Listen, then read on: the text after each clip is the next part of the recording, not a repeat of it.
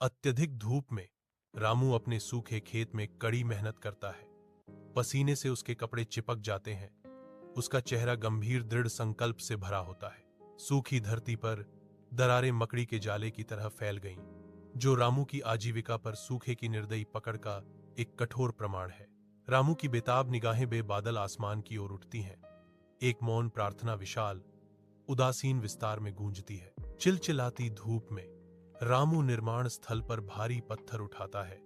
उसका शरीर पसीने से चमक रहा है। थकान उसके चेहरे पर गहरी लकीरें उकेरती है, जो उसके परिवार के लिए प्रदान करने के लिए उसके अथक परिश्रम की एक स्पष्ट याद दिलाती है। रात ढलती है और रामू एक छोटे से कमरे में एक तंग जगह ढूंढता है। अन्य थके हुए मजदूरों के साथ सन्नाटे को साझा करता है। जीवनदायिनी वर्षा के तहत रामू अपने खेत में बीज बोता है।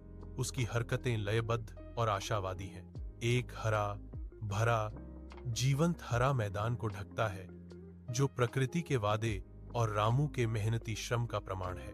रामू अपनी पत्नी और बच्चों के साथ मुस्कान और श्रम साझा करता है। साथ मिलकर वे आत्मनिर्भरता के भविष्य की ओर काम करते हैं।